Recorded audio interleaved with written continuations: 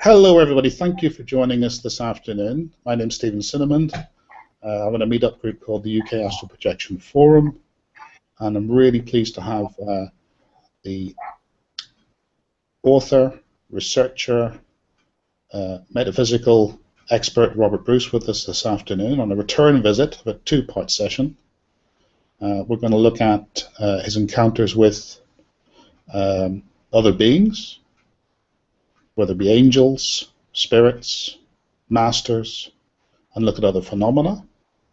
Hopefully, many of you will be able to post questions for us. We've got some advanced questions that we will discuss.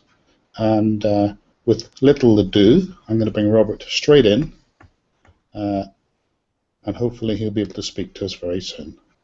So, Robert, are you there?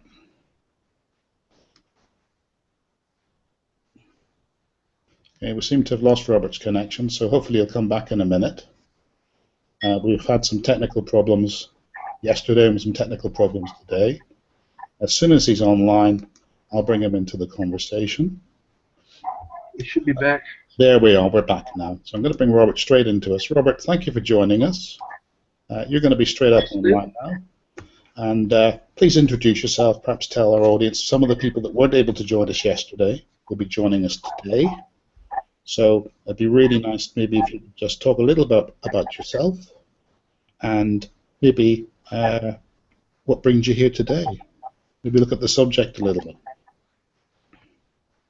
Well, my name is Robert Bruce, and I'm here because I'm best buddies with Stephen, and we go back quite a long way. And I've written several books, including the Astral Dynamics, a book called Energy Work, Mastering Astral Projection, and the Practical Psychic Self-Defense Handbook.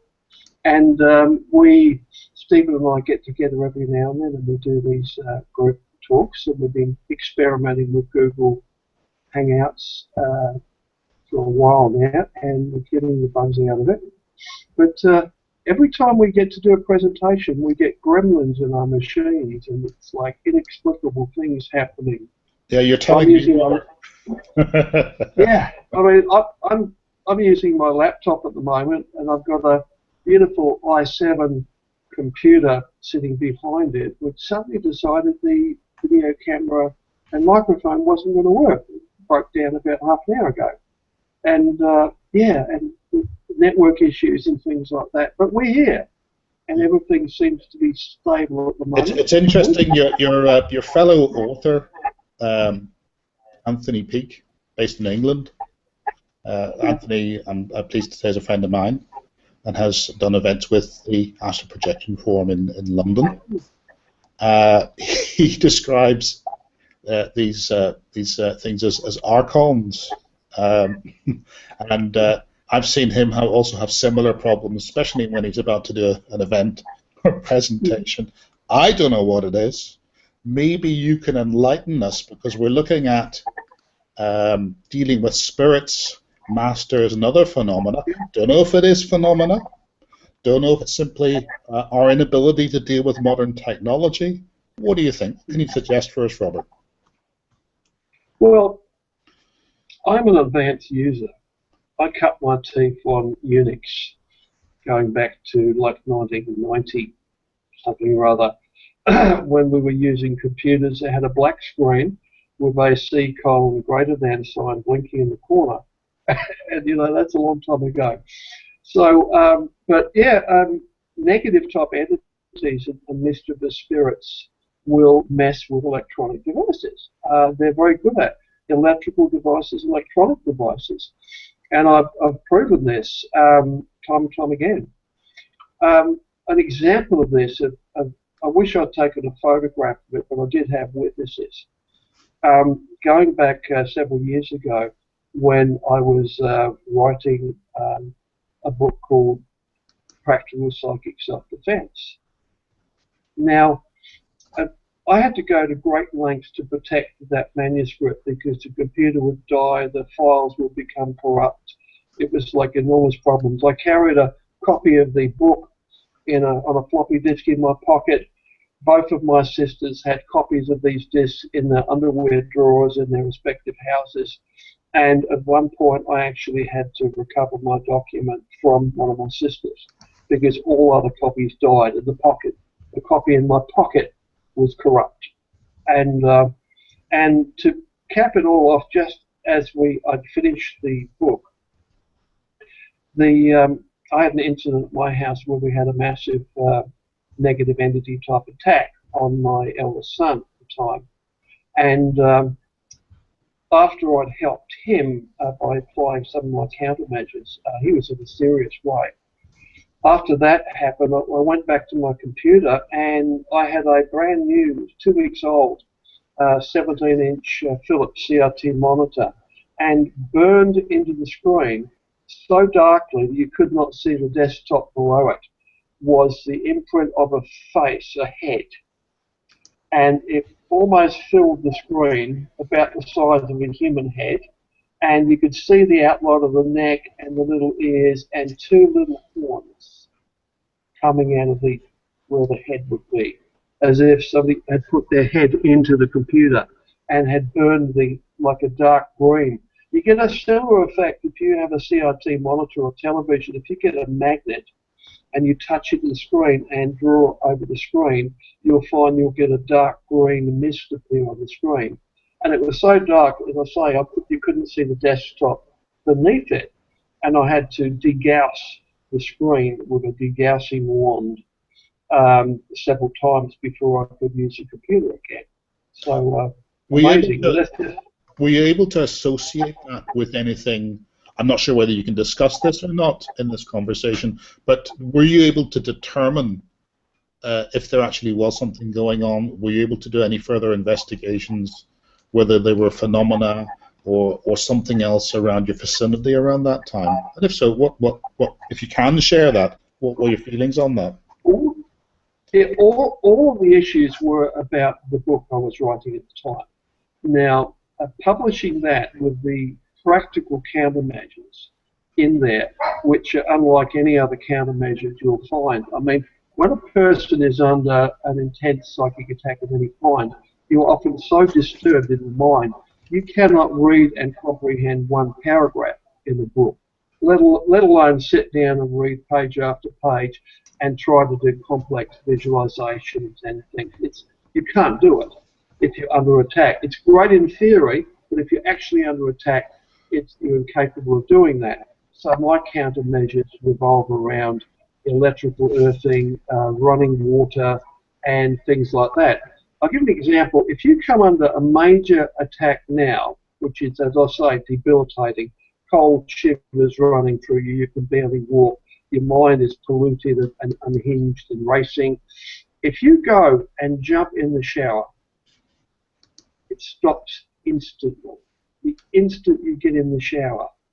And this is, now, it may start up again, and usually will. If you step out of the shower, after a minute, it will start up again. It's like whatever it is waiting for you. But negative entities, in my experience, the earthbound type ones, earth element types, which is 99% of the problem for human beings because we're earth beings, and these spirits are literally bound to the surface of the earth. And if you get into a shower, you expose yourself to a very, very strong electrical earth going all the way through the piping back to the dam. Now, this doesn't work in a bathtub unless the water's running because a bathtub is insulating. You need to be electrically earth to the planet. And this will stop the strongest attack in its tracks. Now, this is why you will find a lot of people that have psychotic episodes, psychotic breaks, depressive or whatever, you will often find them in the shower. And I've talked to a lot of people that has happened to, and they may have been in the shower for 2 days because they work out very, very quickly. When we're in distress, a human being in crisis will often run for water, just like an elephant. And people go in the shower and they find all the problems stop and they feel normal again. But when they get out of the shower, it all starts up again. And you very quickly work out that in the shower, you'll find out of the shower there's stuff happening you can't control. So you'll often find people when the ambulance comes to get them, they're in the shower still. they may have slept in there with an umbrella or a raincoat or something. It's quite common. And that's the reason why, is because they're suffering a negative type attack. Anyway, this is not the topic for well, actually, tonight. Robert, It this is excellent interesting.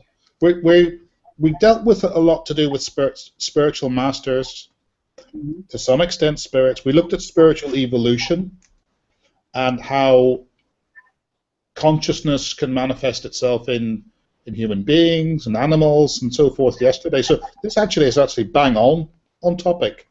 And I think your audience will value this just as much as the conversation yesterday.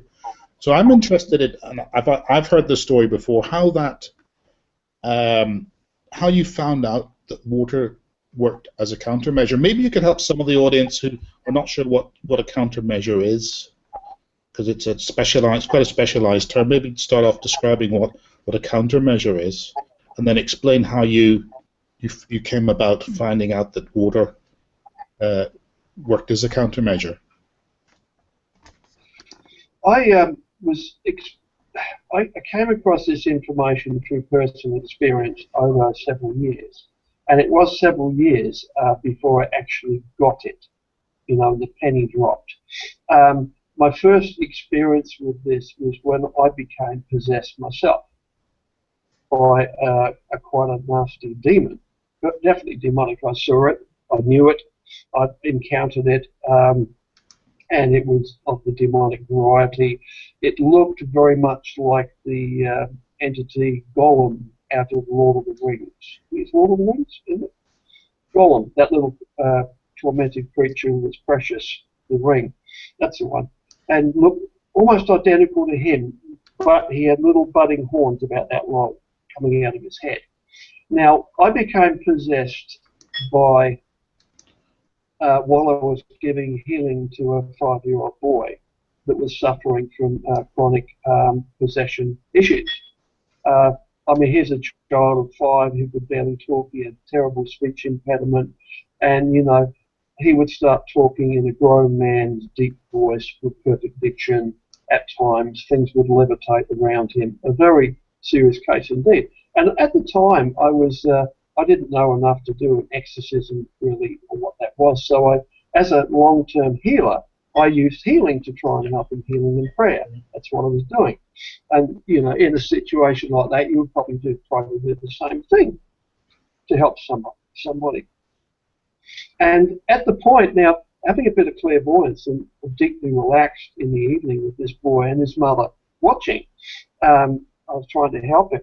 I could see this entity walking around the room and what it was doing, and I was trying to, at the time, bring down the light, praying for help and angels, anything you could think of.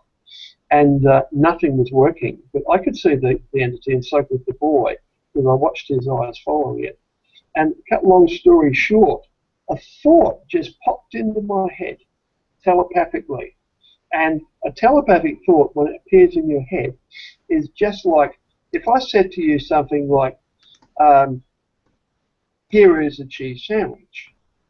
Now, how you feel after I finish saying those words, after I finish the last word, you have the information in your mind. Here is a cheese sandwich. And in your mind, you know what I've just said. But imagine if you just get that part without the words being said. You know it was a cheese sandwich. And I got the words in my head and I just said them. And I said, in desperation, take me and leave the child. And I didn't know I was being set up at the time. It was obvious. But the instant I said that, it did. It attacked me, paralyzed me, I could say tortured me, and it was quite messy for about 30 minutes. And then I recovered from that and wondered what the hell that was. Fortunately, the boy and the mother didn't know what was going on because I just fell out of my chair and lay on the floor, twitching a bit.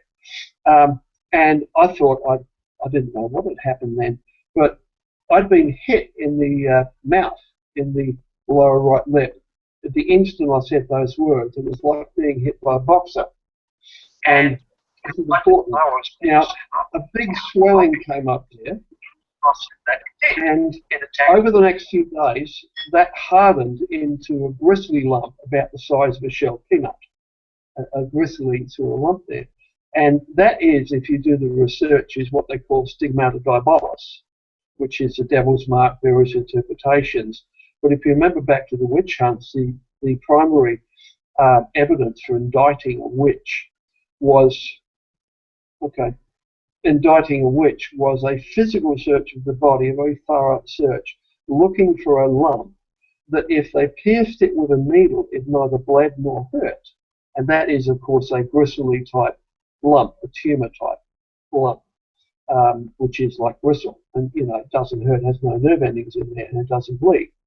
Now, after that, about a week later, I had my first loss of control, where my hand reached out, grabbed a glass, and threw it against the wall. A complex action, grabbing something, throwing it against the wall. And it was like, I knew I was in trouble then, because I didn't do that. You know, my arm did it on its own. And the next day, I walked past my beloved Labrador blue boy, and my foot went out and kicked him. Poor little doggy. And things like that started happening. It got progressively worse by the day, to the point where I had to, cut a long story short, I had to move out into my mother's old house and stay there alone. And I knew I was a dead man, because I knew what had happened. I knew this was progressive possession happening very rapidly. Now, you do not survive full-blown demonic possession alone. I've never heard of a case of that happening. Now, I went to, people might say, why didn't you go to healers and things like that? I went to several healers and spiritual teachers in my local area, because from the time this happened to where I was now had been about a month. And I've been to everybody I could find. Now, they gave me a lot of promises, and I deal with people in this situation now. I've seen literally hundreds of people. Robert, what sort of age were you then? Nobody could help. Sorry to interrupt you, Robert. How long ago was this? Were you a younger man then? Yes, this was about, when was it? About 27 years ago. Wow. So it was a long time ago. But at the time, I was put into a position, and there's a beauty in this story if you look at it. Mm-hmm.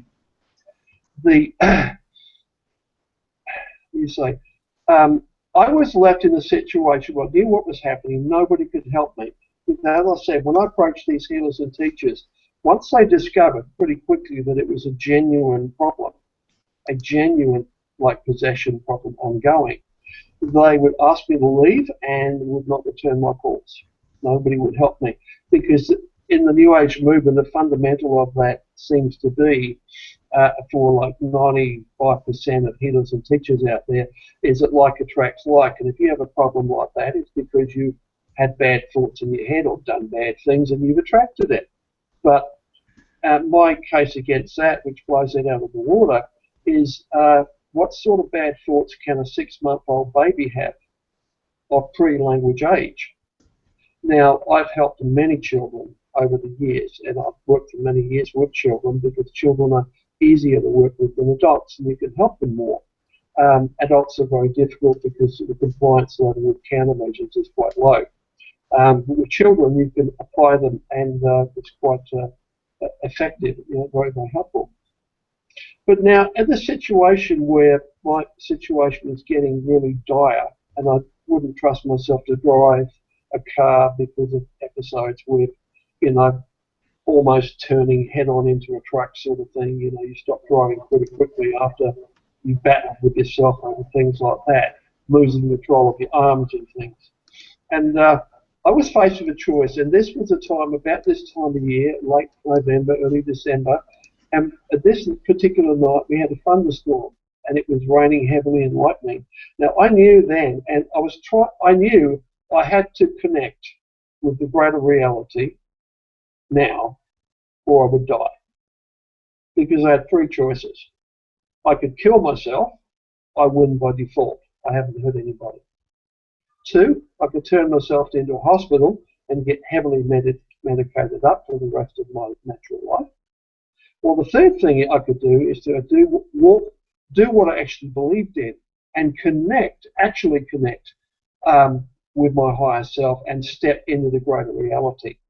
And life had put me into this situation, I fully understand it now, what happened and why. And as I said, there's a beauty in the pattern for what I've always wanted to do and had planned to do, and now life has given me the opportunity to walk the talk, and really, which would allow me to do what I wanted to do later in life. And I trying to connect right now is very, very difficult because I didn't know what I was doing. So I made a promise to myself. I said, okay, I'll clear my mind, and the next thought that comes into my head, no matter how crazy it is, I'll do it. I promise. I have no option. And then this thought came into my mind. I'm sort of dancing with it. I am going to go out into the storm and find a message. Okay, I'll do that. So I put on a light jacket and walked out into the night, and walked out into the bush, and it was dark and thundery and raining heavily. I was drenched to the skin pretty quickly, and I was finding my way by lightning strikes. Now, about 30 minutes later, I was a couple of miles from my place by then in the bush, in the forest, as you would call it over there. And I was getting freezing cold. I was getting hypothermic because of the wind. It's quite a strong wind in the water. So I started sort of jogging and moving a bit to warm myself up. And I ran headfirst into a tree, nearly knocked myself unconscious. And I bounced back off the tree and rolled into a ditch full of muddy water and rubbish. Now, when I clawed my way back out of the ditch, there was a big flash of forked lightning. I looked down at myself, and there was a piece of newspaper stuck to my leg. And I thought, I'm going a little bit crazy here because I'm trying to work on a level I don't know how to work on. I'm trying to leave my logical, scientific brain behind and be in a more poetic frame of mind. So I grabbed that piece of paper, the message, and protected it, and went back to my home and carefully cleaned up that piece of paper. It was kind of burnt, and I could only make out a few words on it from some old advertisement on one side. The other side was a bit of a picture. I couldn't make out anything. And through the holes and the burn marks and that, it said, come to, and further down here it says, Jarrahdale Garden Nursery, nestled in the hills, potted plants from 295. And that's what it said. I should have photographed it. And I said, that's it. I know where I'm going. I'm going to Jarrahdale, which was about 100 kilometres from here, in fairly deep bush. So the next morning I went back home and got my very, very, very worried wife to help me. And so she wouldn't call the police or the hospital or anything. I acted like I knew what I was doing. And I grabbed a swag and water bottles and things like that, and some rough clothes and a blanket and a ground sheet, and I told them to drive me to Jarrahdale. And so we drove out there. And when we got there, we're going down the highway with these huge hills on the left. And she said, "Where are you going?" I said, "I'll tell you when we get there," acting like I knew what I was doing to make her feel a bit of confidence in me. And then I saw it. From the top of one of these hills, I saw a big flash of light, very, very noticeable. And I thought, stop here. That's the sign and omen I'm looking for. I'm learning to follow the bees. I'm learning to follow life in a very shamanistic way. And she dropped me off there, and I almost killed myself getting up that hill. I was literally tripping over poisonous snakes on the way, and I clambered my way to the top. And then I found the source of the light. I found the holy Coca-Cola can laying on top of a big rock there, and it was like moving in the breeze, and that was what the underside of it was making the flash of light. Now, all of this sounds like coincidence and rubbish, but every single thing in here is connected together, and I would have died without them. They actually saved my life. They actually led me to freedom. And I spent a couple of days up there trying to connect and freezing at night and doing crazy things like I drew a big circle on the rock and lit some candles I had with me and stuff, and none of that worked. And the next day, about the third day I was there, I made a fatal mistake and I put my huge water bag, couple of canvas water bags, down on the rock. And it was hot weather now. It was like 100 degrees in the shade, very hot and dry. And overnight, the porous rock had leached the water out of my water bags. So the next day, I woke up to empty water bags. I had no water, and that brought me to a point whereby I could. I had a choice. I could either go back down to the road, which is a few miles behind me, bit of a struggle, but I could get there, or I could follow my heart and follow the signs. And in my mind, I drew a line here, and I made a decision.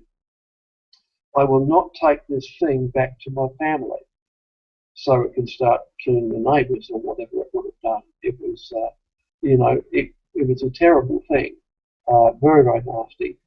And I decided very, very firmly, and you can't fake this decision, it's got to be genuine. Your higher self, which you would know. And I decided that, no, I wasn't going to go back, I'm going to stay here. And if I'm going to die, so be it, but I'm not going back. And at that moment, something changed. When I make that decision, there was like this change in the atmosphere. There was a very big energy around me, a divine sort of an energy accelerating. And it's like being in a gigantic church all of a sudden. And then, and I'm sitting there under a tree thinking that I might live through the day, but not tomorrow. And I was hoping that dying of dehydration wouldn't be too painful. But because I was determined to see this through. And then I learned another important lesson. I looked up at this cloudless sky, not a single cloud in the sky, this brilliant blue sky, and the sun beating down on me. And I yelled out to, I'm calling to the masters that I encountered a few months earlier when I first raised my Kundalini, which is part of the reason that led to this problem, because it destroyed my natural shielding. And so I'm learning this the hard way, which is scary and dangerous, but it's actually a very good way to learn. If you plan to teach something, you really need to know it inside and out, the good and the bad. Anyway, once I yelled out loudly. I've got a big sense of humour in myself. Hey, big guys, I could really use some help down here about now. And I was sort of laughing at that. But then the damnedest thing happened. A little cloud appeared in the sky about a kilometre above me and started out like a little thumbnail. It rapidly grew bigger and bigger and bigger and bigger into this cumulus, like darkish grey, very thick cloud, just on its own, hanging in the sky above me. And I watched this, and the cloud shaped itself into the exact shape of one of the masters I encountered earlier, which had this master was a large black-skinned man with broad features, and he had a massive turban, royal blue turban, encrusted with jewels on his head. And I recognized the head and the turban when it appeared, and then the shoulders and arms appeared, and a bow and arrow appeared in his hands with this beautiful cloud arrow and bow. And I'm watching in this, I'm gobsmacked. I'm looking up at this beautiful figure in this bow and arrow, and I'm saying, what? I don't get it. I didn't get it. And then this thought appeared in my mind very strongly. And it said, Robert, what does an arrow do? And I raised my brain and thought, an arrow. An arrow points. And I grabbed a stick from beside me. I was sitting on the rock face there. And I held the stick up to line up with the arrow. And as I did that, the arrow and the bow and that disappeared, probably over about 10 seconds. Everything disappeared. And I took a bearing with the arrow, what the arrow was pointing towards, and I looked down in the valley before me, and a few kilometres away was where it was pointing to, in quite a big valley, and another hill the other side in front of me. And I'm looking at this drab, olive grey, brown sort of sunburnt environment, and I'm looking intensely at where this was pointing at, trying to, blink my eyes and take more, get it into focus better. I didn't know what I'm looking for. And then finally, by staring at it, leaving my eyes relaxed, I made out this faint green line, like a little snake, going through this rather heavy area of bush. And I thought, I'll be damned. And I thought maybe that's water, and which is what I desperately needed. So I went down the side of the hill, almost killing myself in the process and falling and that, but I made it down there. It's quite a big hill, a small mountain I was on. And I got down there and I walked in the same direction I'd seen the thing. Again, I'm tripping over snakes and I'm exhausted. I'm carrying this really heavy pack full of books and stuff I thought I might need. No food, just I had water and books, and that's about it. And I walked through there for a couple of hours, very, very difficult going in chest-high scrub. And I finally found it, and I wouldn't have found it. You couldn't see it. I fell through the crust, and there was a little underground stream about that wide and about probably 3 feet deep, half a metre deep, and I literally fell in it, into the water, and there was about 6 inches of muddy water on the bottom, and that was like absolutely life-saving. Muddy water tastes really good when you're very, very thirsty. And now I had water, and I filled my water bags up again, and I thought, where shall I go? And I thought I'd follow the snake. It kind of reminded me of Kundalini, the way the snake was in the bush there. So I went back to the out of the heavy scrub and went down the side an easier way, and a few kilometres up that way, the stream, which actually was an underground stream, it surfaced briefly into a small pond about the size of my studio here, about probably 15 feet across and about 10 wide and about 6 inches deep. But with bulrushes around it. But in that area I found there was one area on the side going up the hill again where water was bubbling directly out of the ground. Now, that was, apart from being beautiful, fresh water, the best water I've ever tasted in my life. I'd also read somewhere, and I quickly pulled the book out and checked it, that using a telluric spring, they call it, which is a spring coming up out of the ground, had a powerful energy around it which can help with various things. Anyway, I made a camp about 80 yards up into the little pine forest which was starting there, and made a camp on the ground next to this burned out tree stump. And I stayed there for 2 days and 2 nights. And on the last morning I was there, I woke up in the morning, and I didn't know it then, but I was sleeping directly on top of an underground stream. This is what did the trick. I woke up about 5 a.m. just at the crack of dawn, and as you do when you're out camping, sleeping out in the open, and I decided to go down and get some water and make a cup of tea with a little campfire there. Now, I didn't have any food with me. I did bring some tea, and so I walked down to get some water. Now, I got about halfway down, and then the sun just popped up. The first rays of the sun hit me, as it does when it comes above the hills like that. And as the sun's rays hit me, this thing which was possessing me lifted off of me. And this thing in my mouth, this hard, gristly lump, exploded into 100 different pieces. So I had a big hole in my lip, spitting out a bit of blood. But this thing had left me. I was completely released. And then, about 15 seconds later, it came back and attacked me. One of the most painful attacks I've ever had in my life. I got a broken rib, a couple of herniated discs, and torn muscles out of it. Very painful. Falling on the floor, screaming type painful. And then this only lasted about 10 seconds, and then it left completely, and it was gone for good.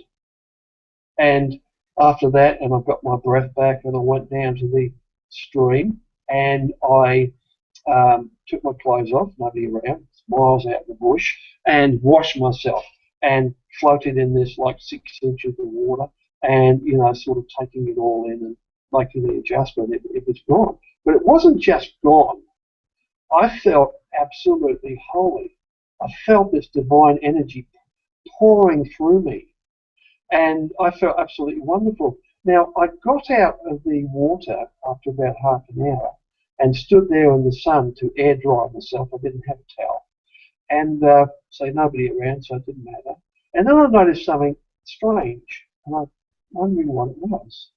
There were no flies. Now, from the time I'd stepped out of that car a few days earlier to begin this quest up the hill, I'd been attacked by several different kinds of vicious bush flies. Excuse my little dog. Really, these are really, really bad. I mean, they will bite through denim. If you've got a denim jeans, they'll land on you and bite through the denim jeans. It hurts, painful. So you spend all day swatting them away. I didn't bring any mesh with me, and you know they were quite a torment in their own. But now I'm standing on the edge of this little pond, air drying myself, and the flies aren't attacking me. And I looked around, and on the bulrushes and that, and I saw some of the flies there. And there were the big black ones, the little green meanies, and the red devils, I call them. I made up names for them. And they were just sitting there looking at me. And I picked up some of them, you know, running my fingers through the little weeds and things like that. And I had these little flies sitting in my hand, washing themselves, looking at me. And I felt this enormous love pouring out of me for these flies. And I stroked them like that, and they sort of looked up and smooched up to me. It was wonderful. But going from that, it wasn't just the flies, it was everything. I could pick up snakes. Snakes would come up to me and hug my leg. Foxes and rabbits, kangaroos, and wild pigs would come up to me for scratching under the chin and things like that, and give me rabbits would let me pick them up and cuddle them. And they wouldn't try to get down. It was like I was in a state of grace after this, totally pure inside and out.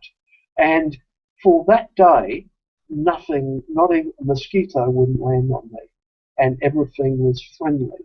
And everything loved me. And, you know, it was completely, I felt like St. Francis of Assisi and the animals. And anyway, I stayed there that night. And this is quite a saga.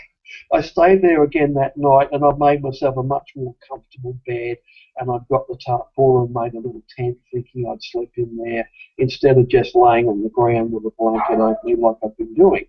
And now, when the sun went down, I had my fire going. I was going to, you know, sit there for a bit before I went to sleep.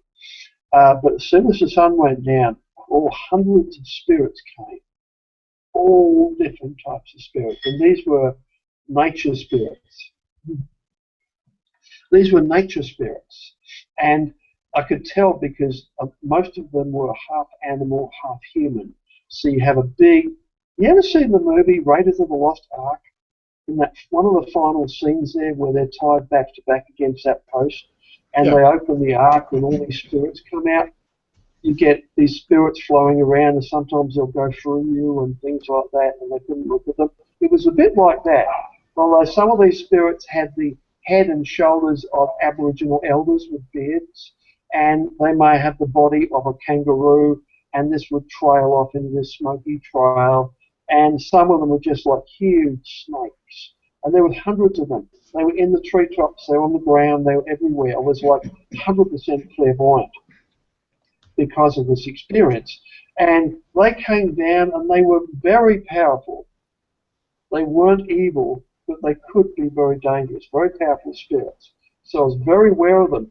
But their presence, because they were coming so close, and some of them would sneak up behind me and go through me, and there was like this massive tingling going for me when that happened. And but I knew that these are spirits, you shouldn't mess with them, because, you know, they are what they are.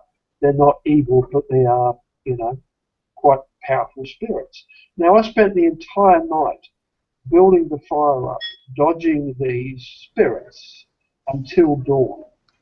They didn't let up until the first rays of light come up, and then they went back into the trees and into the ground and the bushes, wherever they came from. And they all disappeared, and it was over. And I call that my night of fear, because I was terrified. I mean, I didn't know what these things were. I kind of guessed they were some kind of nature spirit, But when you confront, it's all right knowing about it. I'm sure you've all read about this sort of thing. But when you're face to face with it and it won't go away when you close your eyes or put your head under a pillow, it's still there. It's quite a different matter. It's very confronting. It's really interesting, Robert, in sharing that experience. And I have heard that story before, and you've added little bits that I hadn't heard about, which made it really, really interesting. In that, and that's quite that really is an extreme experience. But how do we assure individuals who are dealing with unknown phenomena? How can we bring them confidence, a reassurance that they can be safe, whether it's an internally generated psychotic episode, whether it is actually phenomena or not, and how can we support those people? What advice do you give them? First thing, you absolutely must, everybody must read my book on this. It is called The Practical Psychic Self-Defense Handbook. I give the story in there in brief and a lot of countermeasures. Now, countermeasures are like the running water thing, things you can apply to keep yourself safe or to drain if you get attached to it or attacked by a negative entity or another person, psychic attack. There is a lot you can do about it. Now, one of the things with this sort of thing is it's like disease diagnosis. Early diagnosis, you can do something about it very quickly and it's not going to be a problem. But if you leave something like that too long and try and deal with it without getting rid of it, then it will infiltrate your chakra system and it becomes a much, much more difficult problem to get rid of. In the early stages, in the first few days of a major attack there, anything, even a major attack, is quite simple to get rid of. You can buy, for example, electrically earthed bed sheets, which is part of the grounding, earthing phenomena. You may have heard of this. And you can buy them online quite inexpensively, and it's a bed sheet that goes over the bottom half of your bed, and it has copper and silver threads woven into it, very fine. You can't feel it, it's just like linen. But you connect that to a cable and you plug it into your power outlet, and it is wired up only to the earthing pin, the round one in England. And or you can connect it to a metal water pipe or put a stake in outside in the ground. It's very, very safe, but there's marvelous health properties. And this is one of the things here.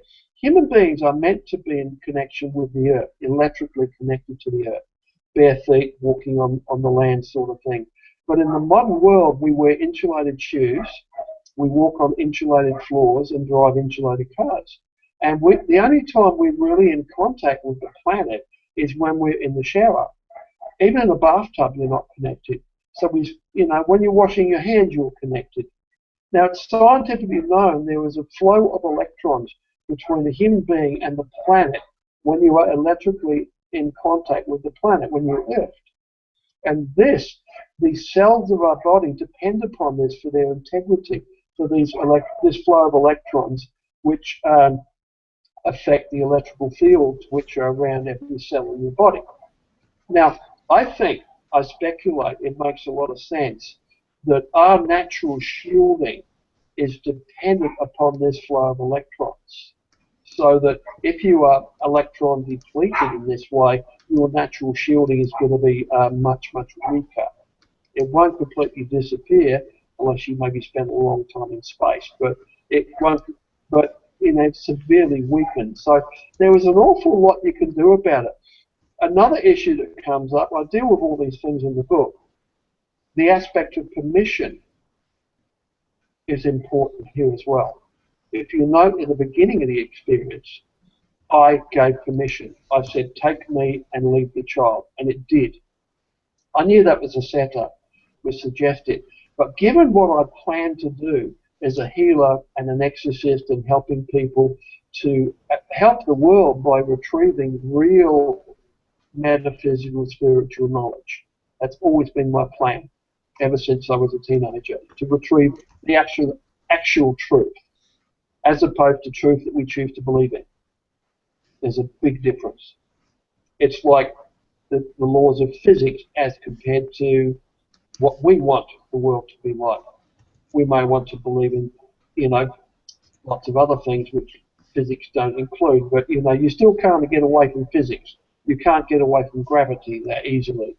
So it's kind of like that, and the understanding of this is important. Now, I gave permission for this to happen to my higher self. My higher self was connected there, and it instantly, your higher self controls all of your natural shielding as well. It can block things out. Your natural shielding is, you could say, based on physics. It's like your physical body. But that level of, you could say, possession or psychic attack there is a deep spiritual matter. And my higher self decided to allow me to experience this. And that's an important point there. I would not change a thing about what has happened to me in the past, because I learned so much from this. Now, over the years, I was exposed to other incidences where, drugs do also reduce natural shielding, any sort of a drug, including the shamanic type drugs. And this is part of the reason why they work. You remove this natural shielding, you expose yourself to the greater reality for short periods of time. Yeah. That's really interesting, Rob, and we've got a couple of related questions coming up in a second that have been posted in advance. Can I say to any of our audience that are with us live that you can post questions within Google+.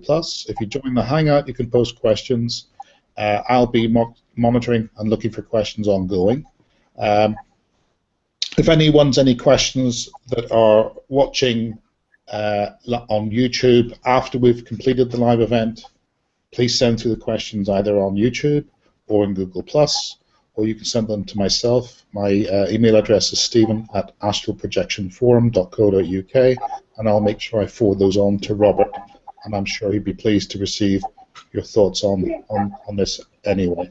Robert, first question I've got comes from a young lady, member of our meetup group in London. And pretty simple question, but it's a big question, and you've in part answered this. And she says, this relates to, of course, different types of spiritual beings. And she says, how best to deal with the nasty ones? Maybe 2 or 3 thoughts on that. The nasty spirits. The nasty spirits. Again, look, absolutely, my book is required reading. You can get it for a few dollars as an ebook, a download. Everything you need to know to protect yourself is in there. Now, a lot of the more commonly known countermeasures and protective things are very, very limited in their ability to protect you. A lot of it depends upon beliefs, and it also can take years of practice to gain the visualization skills and abilities in that level where you can actually use that to protect yourself. And again, remember what I said, when you do come under a major attack, your mind is so destabilized you can't focus. So this is why I put a lot of emphasis on my practical countermeasures. I mean, I also use things like incense and music and sound, and there's lots of different things, and certain substances and ointments and that, which are very, very easy and very, very practical to use. And it's not any one thing, it's different combinations of these things will repel different types of entities. But you need the understanding that the book will impart on you, because most of the modern New Age countermeasures used are not effective. Religious countermeasures, prayers and things like that, they don't work. Not when you're faced with an actual serious negative entity. They laugh at you. Now, I'm sure prayers and things can be made to work if your level of faith is up to an insane level. I'm sure they may help you, but that sort of knowledge and acumen can't be passed on. It's like passing on spiritual grace. You can't just learn that from a book. It's something that you earn.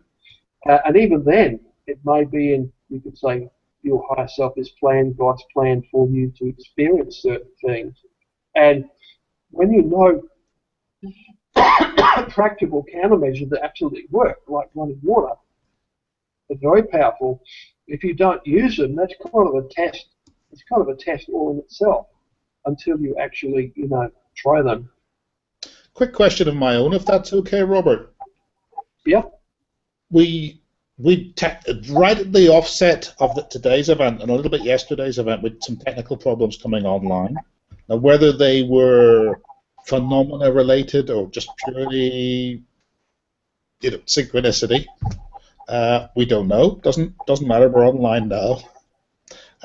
And you said that when you were preparing practical psychic self-defense, you had something was trying to prevent you from getting the book produced in the first place. Now, I'm probably putting a torch to this a little bit by saying if someone takes an interest in psychic self-defense, are they bringing the issues on board by taking the interest? If someone doesn't take an interest and they live a very grounded life, are they protected? Or is it just each individual's life is as it is and it's their journey and things will change as they change? Or something else? I'll stop you there. Yeah, very good question, Stephen. The learning practical psychic countermeasures, things that you can do, practical things like a shower, banging saucepans together, burning a lot of incense. You need a lot to make a difference. Various things you can do. I have to relate that to that question there is based upon like attracts like, which I strongly disagree with in this. Right. And I'm willing to debate that any time. It's like the way it's been taken in the New Age movement is absolutely ridiculous. Well, that develops paranoia, doesn't it, Robert? Yeah. I mean, how can a 6-month-old baby attract the spirit of an alcoholic? How? 6-month-old baby from a very good home, not a really good, clean home where the parents don't even drink or smoke. I mean, a good home, clean, and a child is under massive attack. There's reasons here, but I can liken learning this, as you say, you take an interest in this, the paranormal takes an interest in you. There is something to that. But when it comes to countermeasures, I can line that up with learning first aid. Going and taking a first aid course and learning how to stop an artery or to do CPR and resuscitate somebody to start their heart up again, will learning first aid and taking a St. John's ambulance course or Royal Life, whatever it is course there, will that attract injured and dying people to you?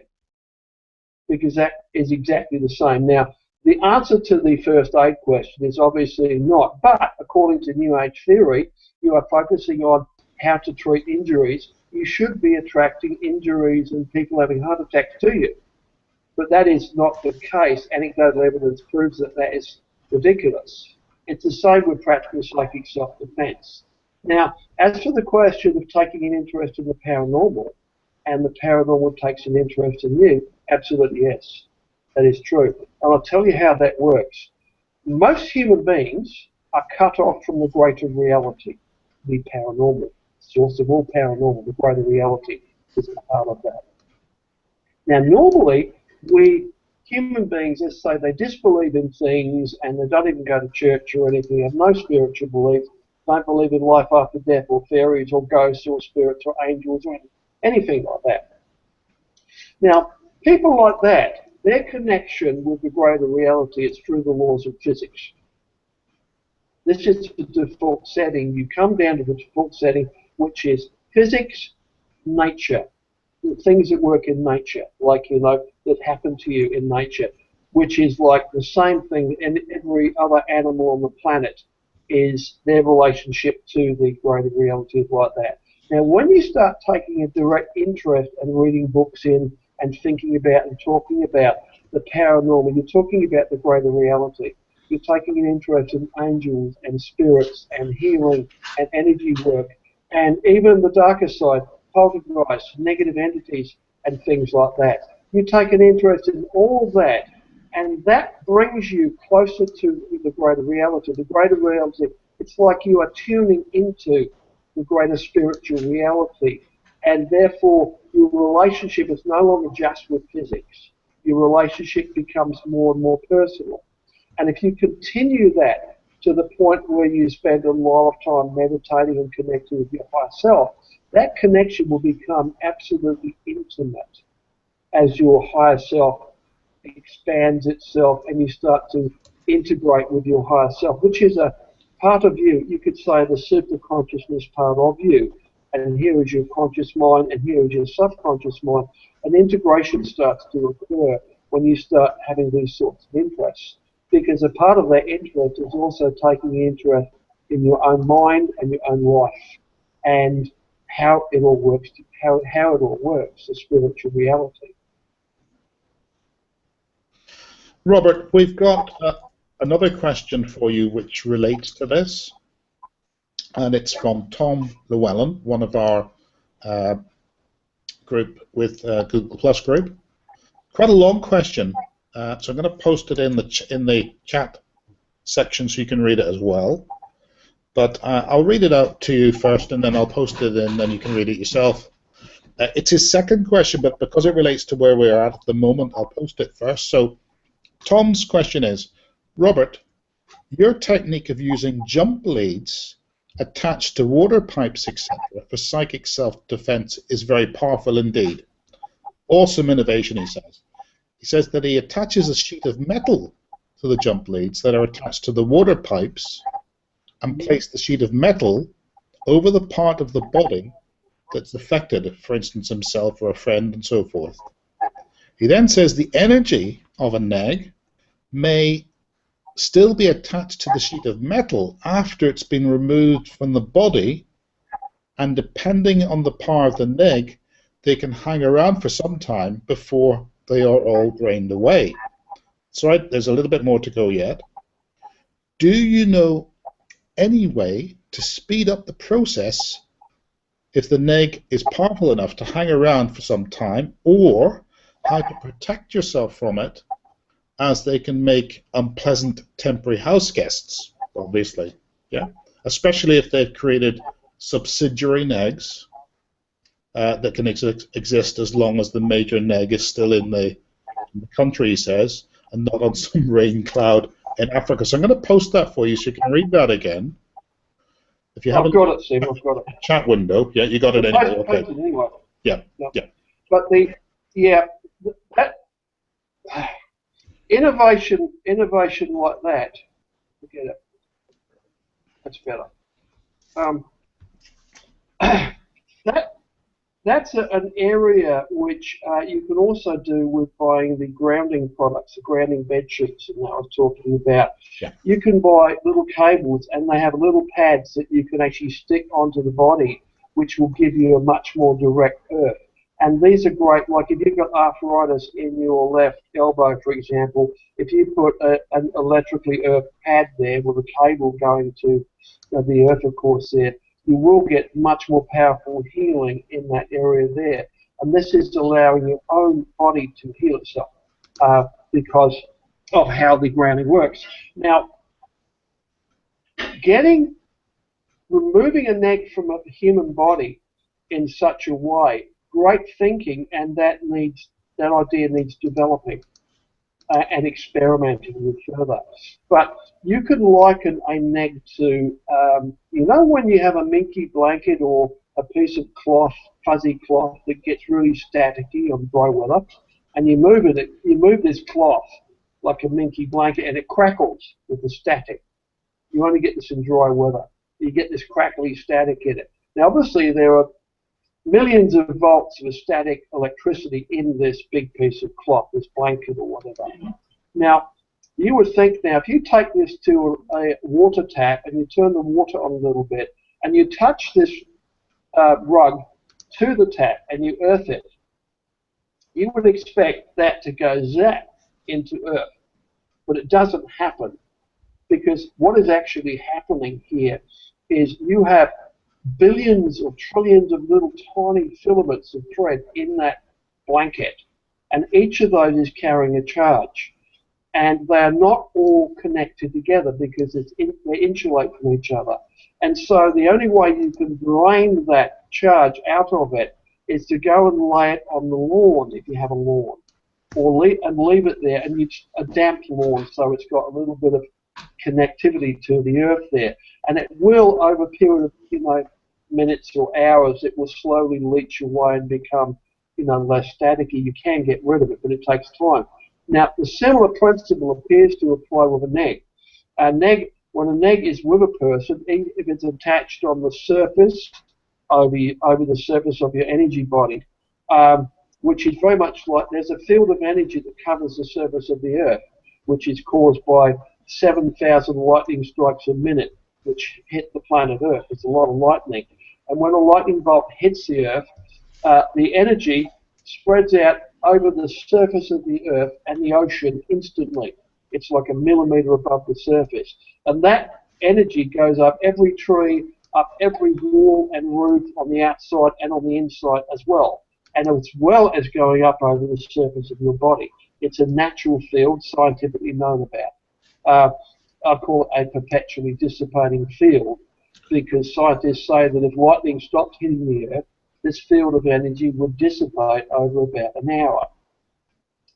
Now, removing an entity, what the sheet of metal can do and the electrical connections can do is to drain, you could say, negative energy out of you.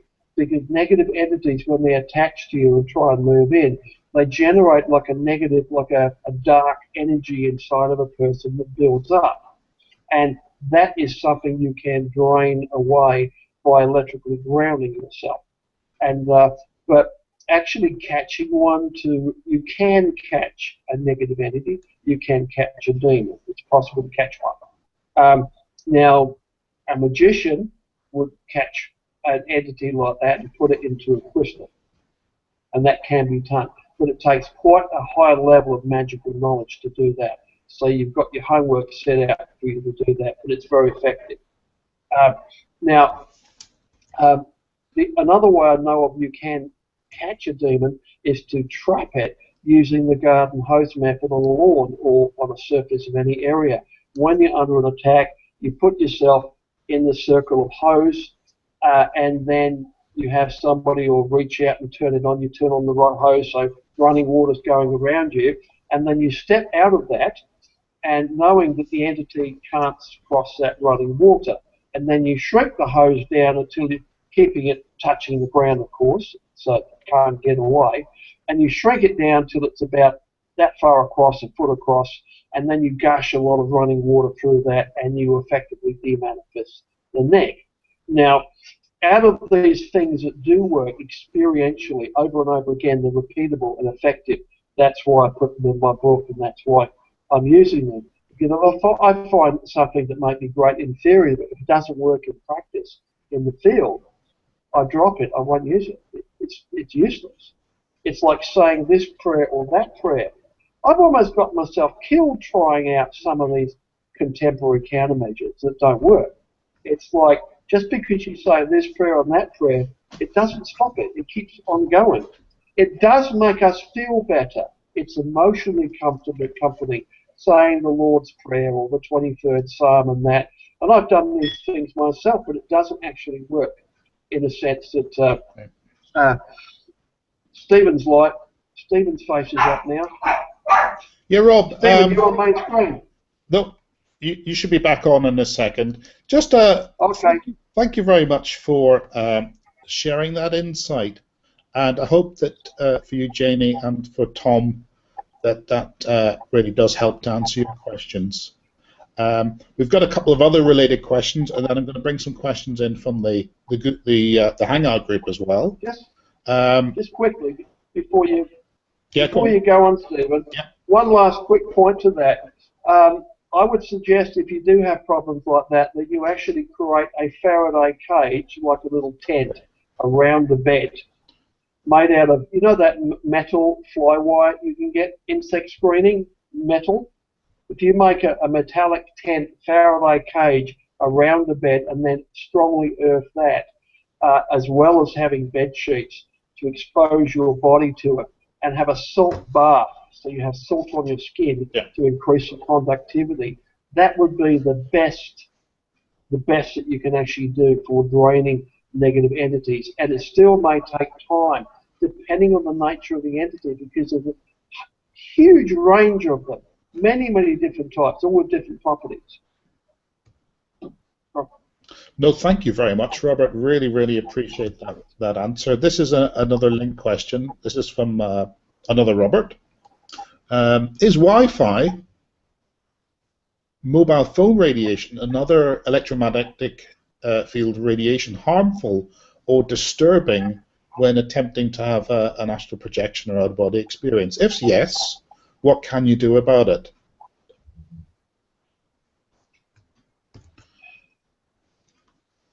I don't really know the answer to that question, but what I can give you is, because I've been teaching this to thousands of people over the years, I have, when I have classes with people who are learning astral projection and that, when I get people who start having problems, they can't get into an altered state or whatever, one of the first questions I ask is, do you have any electronic equipment running near your body where you're practicing? And the answer is usually 9 times out of 10 correct. Yeah, I've got a computer there, or might be a television on the other side, or something running near the bed, or they might have the laptop running, or a lot of, some people have a bunch of power boards and cables and electronic devices sprayed out around the bed, and that will cause problems for some people. Now, trial and error there. You can try it with and without, but preferably, try it without, because it's really bad for your physical body and mental health to have a lot of electromagnetic radiation around you. If you sleep with a cell phone, like most people do, I have one as well. I use it as an alarm clock, but I put it as far as I can reach away from my fingertips from here, and that's the closest I allow. And I know that if I bring it closer to me, it will disturb my sleep. I just I don't feel right. It may be, just my imagination, but it does seem to affect.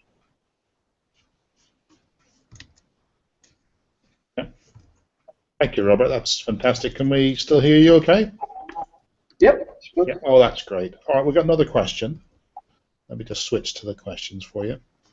Coming back to the out-of-body experience, it's again from Robert as well. I'm sure you get asked this hundreds and hundreds of times. Do you have any personal technique that you use to quickly astral project anytime you like?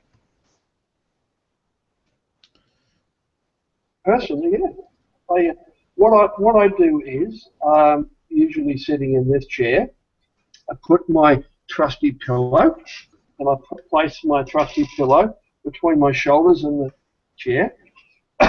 So I've just got a little bit of support on my neck, and get myself comfortable, put a footstool out so my legs are raised, otherwise you get swollen ankles if you spend a long time. And I put myself into an altered state of consciousness, which only takes 30 seconds or so. And then I spend time just settling and letting my mind relax. Your mind is like a big message reminder service, all this activity going on. And when you try to stop it, it likes to wind down a little bit.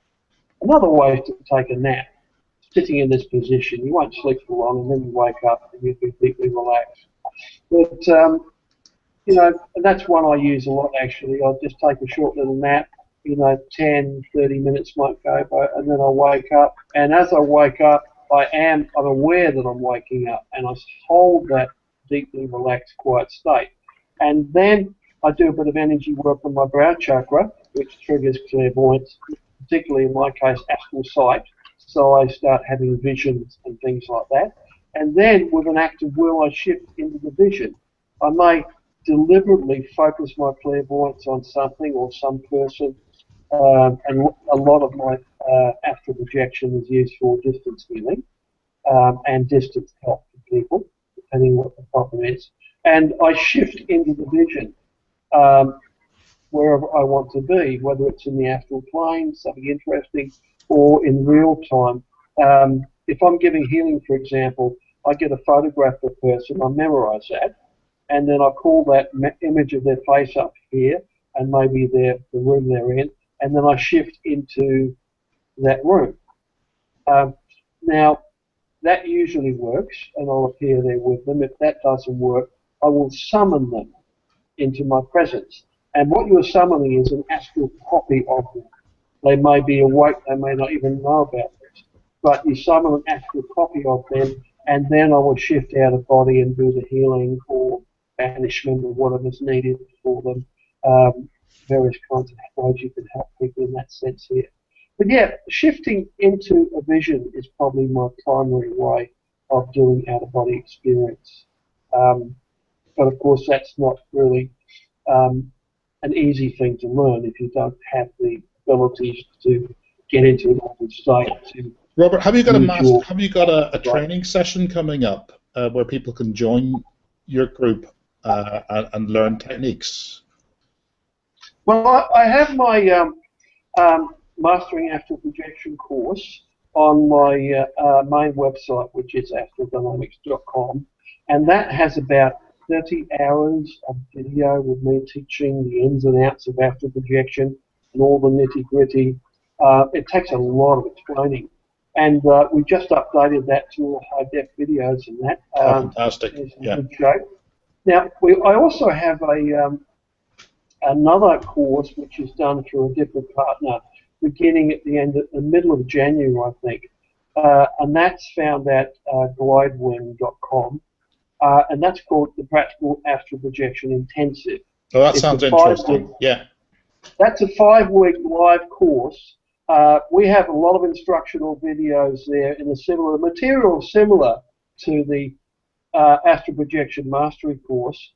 But this has live feedback and interaction with me on a forum. It's a bit like this, yes, where you can ask questions and I will problem solve and be creative and come up with solutions and that. We have a lot of success with that, and that's 5 weeks of doing like 2 hours of work a day is required, and it's all about the work. This is not an information workshop. This is all about doing the work. We use the Journeys Out of the Body HemiSync CDs as training guides, and you will do 1 hour a day listening to these CDs and learning how to stay conscious in those states, working from conditions A, B, C, and D until you can hold the full mind-awake body asleep state. And we teach energy work and also astral projection exit techniques. But the entire focus is on getting out of body and getting back into your body and remembering it. That's the whole focus of the workshop. The Astral Projection Mastery course, that is much broader in the scope of the information it gives. It gives all the training as well, but thank you very much again, Robert. We're coming up to our last sort of 15, 16 minutes live, and I've got one more question from the advanced questions, and then I'm going to bring in the online group, and they can speak their questions out if they like. So just this last question, and this is again from Tom, and I hope Robert that Bruce's answer for you was able to help. I certainly think taking training and putting hard work in is really the real key. But certainly do try the quick techniques. Anything's worth exploring. So Tom Llewellyn has a question.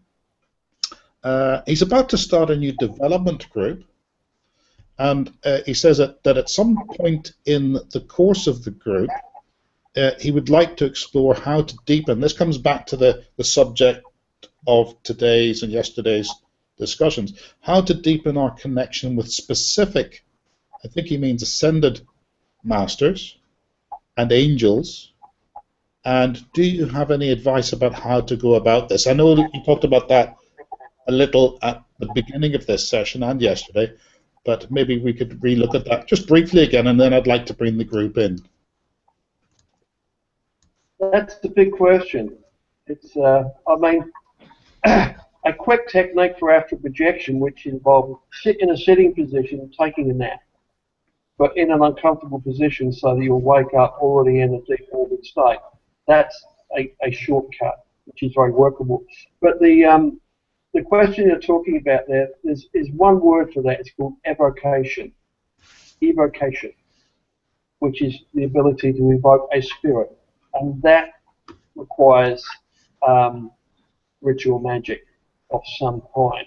There's lots of different forms of it, hermetic magic. Now, if you're really interested in doing that, there's 2 books written by a genius called Franz Barden. I'm sure you've heard of his work. The first one is called Initiation into Hermetics.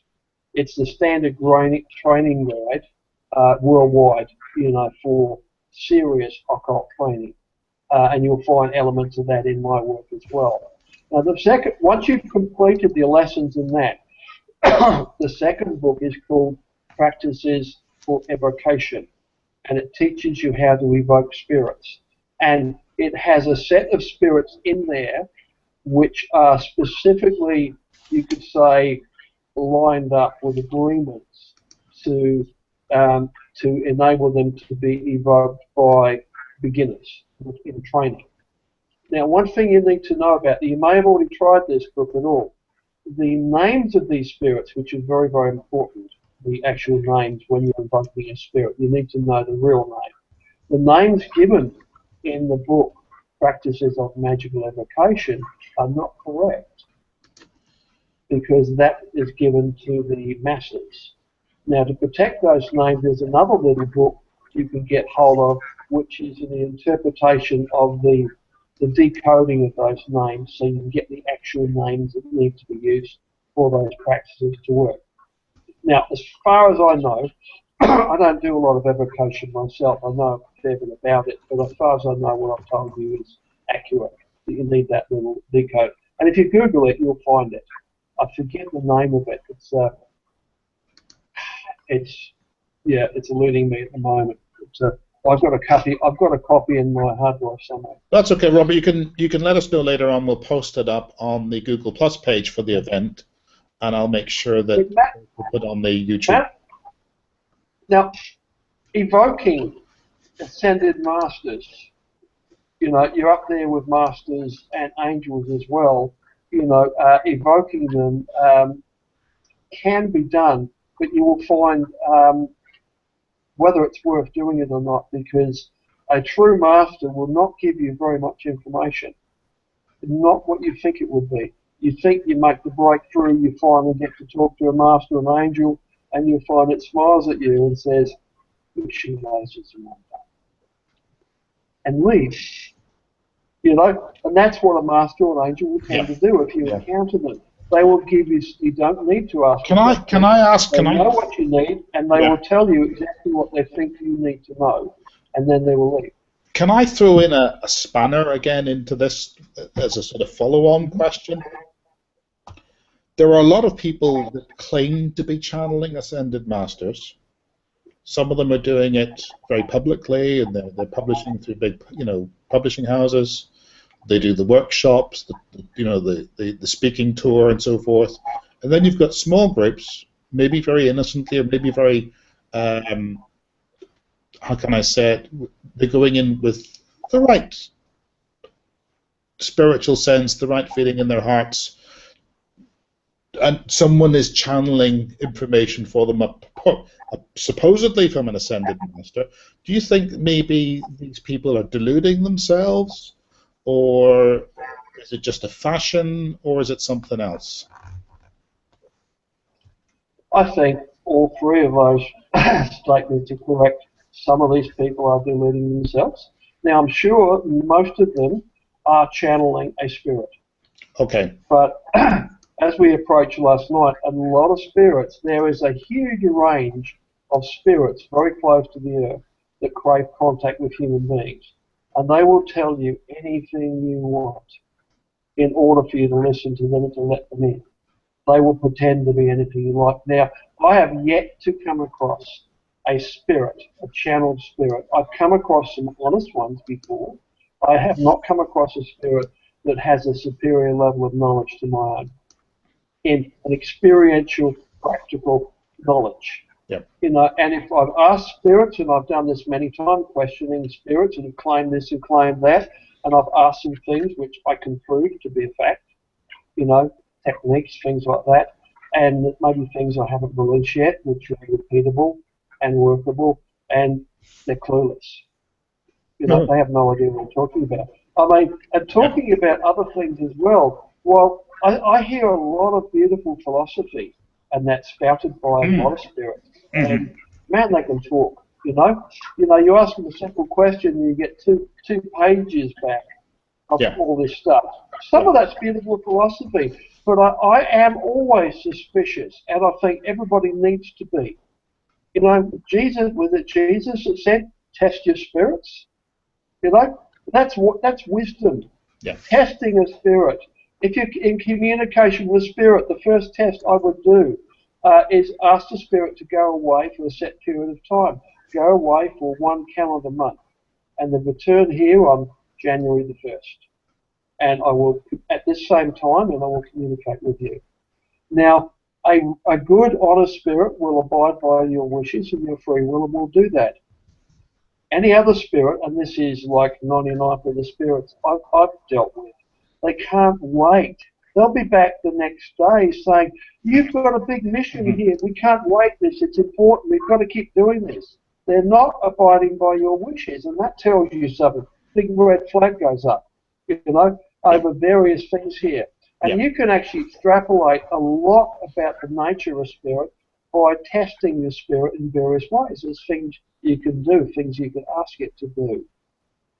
And there are good, honest spirits out there, but there is something in the world. I've got to say this, Stephen. Yeah, well, please go on. Sorry, It's well known about and talked about, and most people don't understand it. It is called the middle plateau. I'm sure some of you have come across this term.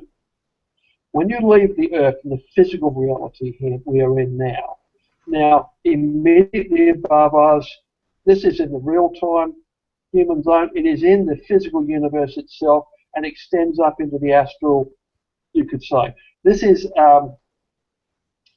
an analogy. This is the concept to explain something, right? This is called the middle plateau, and it's described as when the master starts to ascend, he passes through this realm of the middle plateau, which is crawling with mischievous and deceiving spirits and demons.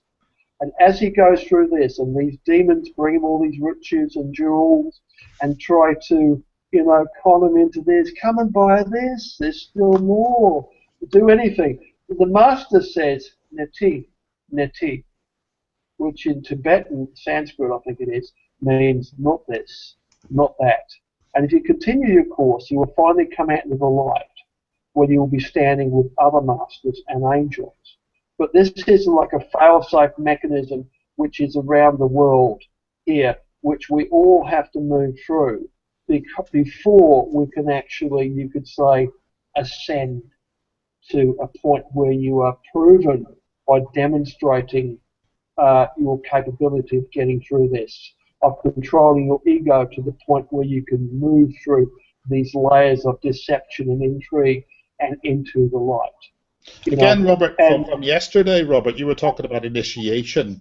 So again, are you talking about a process of initiation? Initiations can be a part of this. But I mean, a good analogy here to what I mean by the middle plateau, which is not my term, made up, but a good analogy is real life in the real world that you all know. Now, you get on the internet, for example, and walk down the street. There's people on the side of the road. Come buy one of these, have one of these. Yet there's still more. Come and look at this. There's people knocking on your door trying to sell you things. There's Jehovah's Witnesses, God bless them, knocking on your door, and Mormons and people like that trying to sell you religion to bring you in. Come and believe like we do.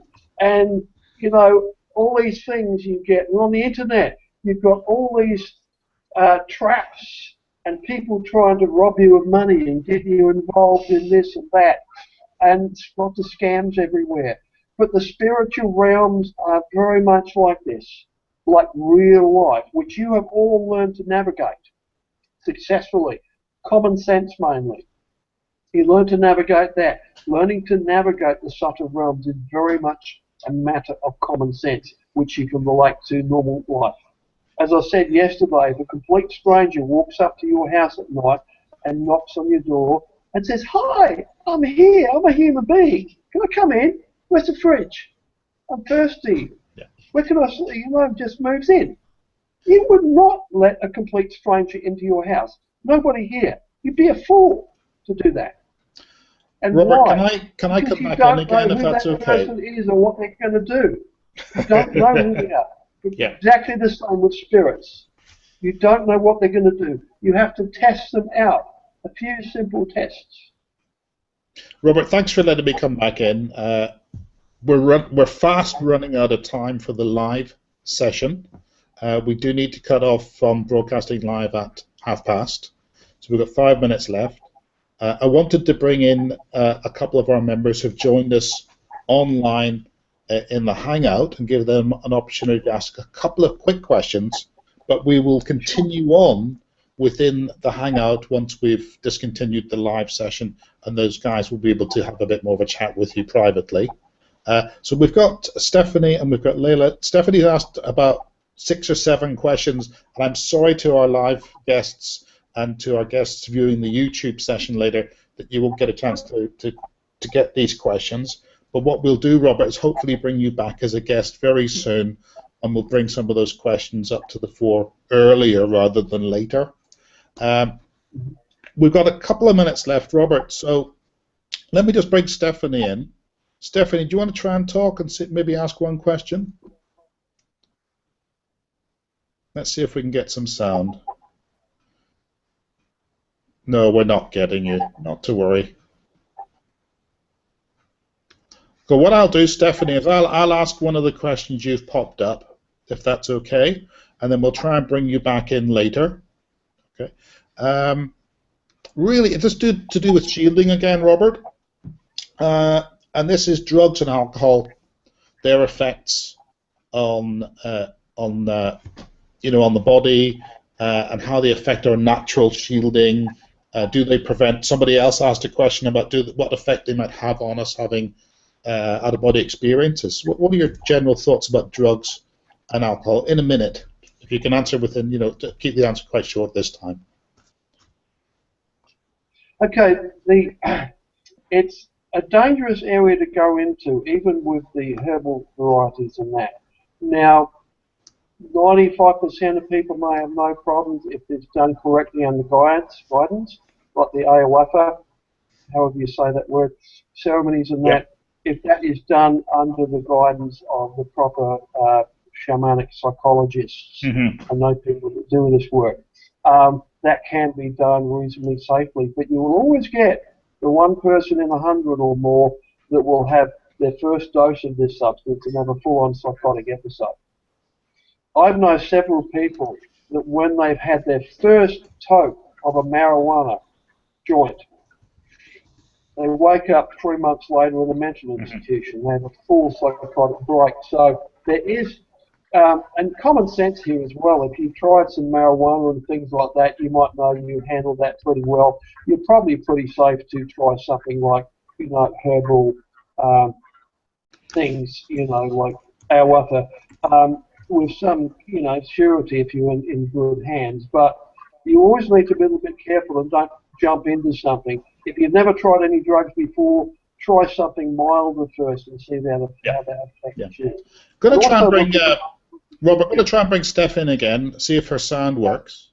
Let's see if you can. Let's avoid it, Stephen. Yeah. Should we avoid that for the moment? Never taken any drugs whatsoever. All right. Well, we've got 1 minute left. Sorry, guys. I can't bring you in on the live session. We'll do this after we go off live. Robert, thank you so much again for joining us. I can't tell you how much I personally appreciate you giving your time this evening and this afternoon in the UK and this morning in the States. We've covered some really fascinating ground. We looked at your personal experiences. I think from your personal experiences you've derived a lot of wisdom. You've obviously produced your portfolio of work, which a lot of the public are very aware of, a lot of people aren't aware of. And this is a good forum to bring that forward in. You've talked about some of the events coming up. How can people again find you, Robert? How can they connect with you? My main site with my programs is astraldynamics.com. My free website and forums has a lot of material free for downloading, and the big forums is at astraldynamics.org. And quickly before I finish here, I can't keep up with the chat on the side while I'm talking. Not at all, Because Robert. when I'm talking, I'm very involved with my higher self, and I go into a zone, and I can't keep up It's with all right. text. You need not worry about that. Yeah, yeah. Look, thank you again. We're going to shortly end, I think, the live broadcast. My pleasure. Yeah. Let me just check that the session's going to close. I might close the session for a little bit and come back in. So to all our guests, thank you for coming along. And if you do lose the session, I'll re-invite you, and we'll join each other in a standard meetup. So thank you again, Robert. It's been a pleasure having you as our special guest today. Thank you. Cheerio.